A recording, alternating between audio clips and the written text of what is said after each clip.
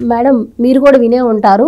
భూమన కరుణాకర్ రెడ్డి గారు తిరుపతిలో ఏం జరిగినా కూడా వెంటనే వచ్చేసి ప్రెస్ మీట్ పెట్టి అక్కడ వేద విద్యార్థులకు అన్యాయం జరుగుతుంది, గోవులు చనిపోతున్నాయి, ఇలా ప్రతిదీ కూడా రాద్ధాంతం చేయటం.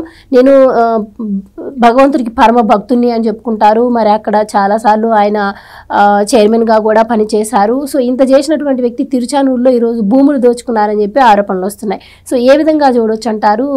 అంటే దేవుడికి సంబంధించి ఇప్పటికే ఆయన చేసినటువంటివి చాలా బయటకు వచ్చాయి. ఇప్పుడు తాజాగా భూముల అంశం కూడా మీరేం చెప్తారు? మీరే అంటున్నారు కదా ఆయనకి చాలా భక్తి ఎక్కువ, దేవుడి భక్తి. తర్వాత అందుకని ఆయన ఎవరిది భూములు తీసుకున్నాడు, ఆయన కబ్జా చేశాడు దేవుడికి సంబంధించిన, కాబట్టి ఆయనకి హక్కు ఉందని అనుకుంటున్నాడు ఆయన. మీరు అన్నట్టుగా గోవులకి ఏదో అయిపోయిందని పెద్ద రాద్ధాంతం చేశారు. కల్తీల గురించి మాట్లాడతారు, వాళ్ళు లడ్డు కల్తీ గురించి మాట్లాడరు, నెయ్యి కల్తీ గురించి మాట్లాడరు. అలాంటి వాటికి ప్రెస్ మీట్లు పెట్టరు. అంటే లేనిది ఉన్నట్టు చూపించడానికి, లేకపోతే ఉన్నది లేనట్టు చూపించడానికి వాళ్ళ ప్రెస్ మీట్లు ఉంటాయి. ఇవాళ మీరు చెప్పినట్టుగా స్వర్ణముఖి నది పక్కన ఉండే 15 ఎకరాల భూమి ఆయన భార్య రేవతి గారు, అభినయ్ వాళ్ళ కొడుకు అభినయ్ పేరిట ఉంది. ఇందులో 9 ఎకరాలు వాళ్ళు కబ్జా చేశారు. అది దేవాలయ భూములు, అంటే ఈనాముగా వచ్చిన భూముల్ని వాళ్ళు కబ్జా చేయటం జరిగింది. అంటే నేను టీటీడీలో పనిచేశాను అప్పట్లో, ఆయన టీటీడీ చైర్మన్గా చేశారు కదా. సో నేను దేవుడికి నేను పరమ భక్తుడిని కాబట్టి దేవుడి భూములు తీసుకోవటంలో తప్పే ఉంది అనుకున్నాడేమో ఆయన. అంటే మీకు వైసీపీ వాళ్ళ ఇదేంటంటే వాళ్ళ నినాదమే అది, దాచుకో ఒకటైతే అది మనదే అనే ఒక భ్రమలో వాళ్ళు ఉంటారు. ఏదైనా సరే ఆంధ్రప్రదేశ్ మనదే. ఆంధ్రప్రదేశ్లో ఉండే ఏ ఇదైనా కూడా, అంటే ఏ ఖనిజాలైనా, ఏ భూములైనా, ఏ దేవాలయాలైనా వాళ్ళ కిందకే వస్తాయని వాళ్ళు ఇలా ఆక్రమించుకోవటానికి చూస్తారు వాళ్ళు. కాబట్టి ఇవాళ భూమన కరుణాకర్ రెడ్డి గారు ఒక ప్రెస్ మీట్ పెట్టి దాని గురించి మాట్లాడకుండా సుబ్బారాయుడికి ఇచ్చిన క్లీన్ చిట్ గురించి మాట్లాడటం, కంటి తుడుపు చర్య అంటాం, ఇవన్నీ కూడా వీళ్ళు డైవర్షన్ పాలిటిక్స్ అంటారు చూడండి. కూటమి ప్రభుత్వాన్ని వాళ్ళు ఏదైతే డైవర్షన్ పాలిటిక్స్ అంటున్నారో అవి చేసేది యాక్చువల్గా వైసీపీ వాళ్ళు. ఇప్పుడు వైసీపీ వాళ్ళు ఎన్ని కబ్జాలు చేశారు ఇందాక మీరు చెప్పారు. అంటే మీరు ఒక వైజాగ్ తీసుకుంటే వైజాగ్లో మనకి తెలుసు ఎంత కబ్జాలు జరిగాయి. విజయసాయి రెడ్డి పేరు అప్పట్లో ఎలా వచ్చింది, తర్వాత ఆయన ఎవరు ఐఏఎస్ ఆఫీసర్, ఆయన 800 ఎకరాలు, జవహర్ రెడ్డి గారు 800 ఎకరాలు ఎట్లా చుక్కల భూములు ఆయన పేరున రాయించుకోవటానికి చూశారు. మనం వైజాగ్ చూసాం. అదేవిధంగా మీరు ఏ ప్రాంతం తీసుకోండి, ఆ ప్రాంతంలో ఒక వైసీపీ వాళ్ళ కన్ను పడుతుంది. అది అధికారి కావచ్చు, ఎమ్మెల్యే కావచ్చు, ఎంపీ కావచ్చు, లేదా ఎక్స్ కావచ్చు, లేదా జగన్మోహన్ రెడ్డి కన్నే పడవచ్చు, మనకు తెలియదు. కాబట్టి భూములన్నీ కూడా ఇవాళ వైసీపీ వాళ్ళ హయాంలో ఎక్కడెక్కడ ఎంతంత కబ్జాలకి గురయ్యాయో చూడాల్సిన పని రెవెన్యూ శాఖది. అంటే ఇవాళ ఈ 9 ఎకరాలు పట్టేసుకుంటే సరిపోదు, నేను చెప్తున్నది అది. ఇవాళ 9 ఎకరాల మీద మంత్రి గారి దృష్టి పడింది, అంటే దీన్ని ఇలా కబ్జా చేశారు అని.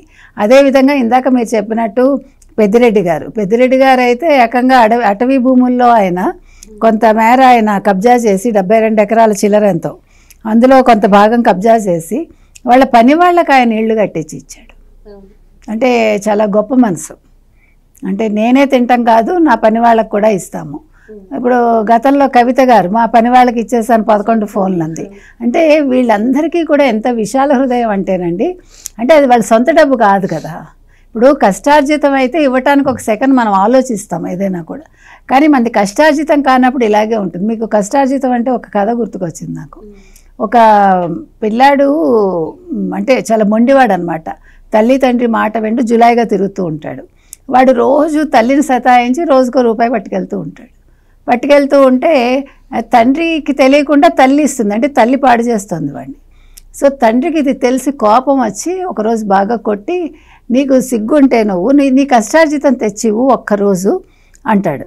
అంటే వాడు కష్టపడకుండా వస్తాడు, తల్లిని అడిగి రూపాయి తీసుకెళ్ళి తండ్రికి ఇస్తాడు. తండ్రి దాన్ని తీసుకెళ్ళి పొయ్యిలోకి విసిరేస్తాడు. వాడు ఏం మాట్లాడు. అట్లా ఒక 4 రోజులు జరుగుతుంది. జరిగాక 5వ రోజు తల్లి అంటుంది, ఇంకా నేను ఇవ్వలేను, వాళ్ళు నా దగ్గర ఒక రూపాయి కూడా లేదు, నువ్వేం చేసుకుంటావు చేసుకో, రేపటి నుంచి నన్ను అడగద్దు అంటుంది. వాడు మర్నాడు పౌరుషానికి వెళ్ళి కష్టపడి రూపాయి సంపాదించి తెచ్చి తండ్రికి ఇస్తాడు. ఇస్తే తండ్రి తీసుకెళ్ళి పొయ్యిలోకి విసిరేస్తాడు. విసిరగానే వాడు పరిగెట్టుకుని వెళ్ళి, నాన్న ఇది నేను నా డబ్బు ఇది అని వాడు ఆ మంట నిప్పుల్లోంచి అది తీస్తాడనమాట. అప్పుడు తండ్రి అంటాడు, నీలో మార్పు వచ్చింది, నువ్వు చాలా కష్టపడ్డావు. ఇది ఎందుకు చెప్పానంటే వైసీపీ వాళ్ళకి ఈ కథ వర్తించదు, ఇది నిజాయితీ పరులకి వర్తిస్తుంది. నేను అంతవరకే చెప్తున్నా. కాబట్టి కష్టార్జితం అంటే తెలియకుండా పెరిగిన జగన్మోహన్ రెడ్డి, కష్టపడే తత్వం తెలియని మంత్రులుగా ఉన్న అప్పటి మంత్రులుగా ఉన్న వాళ్ళు, వీళ్ళందరూ కూడా అప్పనంగా వస్తుంది కాబట్టి దేన్నైనా ఆక్రమిస్తారు. ఇవాళ భూమన కరుణాకర్ రెడ్డి అదే చేశారండి. ఇవాళ మీరు వాళ్ళు ఎవరు ప్రెస్ మీట్ పెట్టినా వాళ్ళు స్కాముల గురించి మాట్లాడతారు, కానీ ఆ స్కాములు మా వాళ్ళు చేశారు, అయితే ఇంత మేము తినేసామని ఎవడు మాట్లాడు. అందుకని మీరు ఎవరిని తీసుకుని ఇలాగే ఉంటుంది. సజ్జల రామకృష్ణారెడ్డి గారి మీద కూడా వచ్చింది భూములు ఆక్రమించాడని. ఇంకా చాలామంది ఉన్నారు వైసీపీలో. పోనీ 2014 ముందు వీళ్ళందరివి ఆస్తులు తీసుకుని 2019 నుంచి 24 వరకు ఆస్తులు తీసుకోండి. నేను 19కి ముందు కూడా అంటల్లా, 14 ముందు ఆస్తులు, 2014కి ముందు వీళ్ళ ఆస్తులు, 2019 to 24 మధ్యలో వీళ్ళ ఆస్తులు ఎంత ఉన్నాయి చూస్తే అప్పుడు వీళ్ళు ఇంకా ఎంత కబ్జాలు చేశారు, ఎక్కడెక్కడ ఉన్నాయి, ఇంకా ఎన్ని బినామీలు ఉన్నాయి.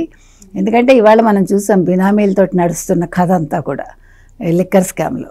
కాబట్టి బినామీలు కూడా దృష్టి పెట్టాలి. ఇప్పుడు అనగాని సత్యప్రసాద్ గారు ముందు చేయాల్సిన పని ఏంటంటే ఈ 9 ఎకరాలే కాకుండా ఇంకా అసలు బినామీల పేరున ఎన్ని ఇనాము భూములు తినేశారు, ఎన్ని దేవాలయాలు ఇంకా కబ్జా చేశారు, ఎన్ని సత్రవులు మాయమైపోయాయి. ఆ మధ్యన మఠాల భూములు కూడా మీకు చాలా గందరగోళాలు వచ్చాయి. చాలా మఠాలకి ఇస్తారనమాట. మీకు రాజులు ఎలా ఇచ్చేవారంటే ఈ భూములు అనేవి ఒక గుళ్ళకే కాకుండా సత్రాలు కట్టడానికి మఠాలకి, స్వామీజీలకి అట్లా ఇచ్చేసేవాళ్ళు. కాబట్టి ఇవన్నీ కూడా ఏమయ్యాయి గతంలో ఇంకొకటండి, శ్మశానాలు కూడా ఆక్రమించేసి ఉంటారు, అది కూడా మర్చిపోకూడదు. సో శ్మశానాలు ఏమైనా మాయమైపోయాయా, సత్రాలు మాయమైపోయాయా, మఠాలు మాయమైపోయాయా, అసలు గుళ్ళే మాయమైపోయాయి. ఇవాళ మీరు ఇంకో విషయం, అక్కడ తిరుపతిలో ఇంకా ఎన్ని కబ్జాలు ఉన్నాయంటే మంగళం అనే ఒక ప్రాంతంలో వాళ్ళు ఫ్లాట్స్ వేసి ఆ ఫ్లాట్స్ 650 ఫ్లాట్స్ అందులో ఆక్రమించారు.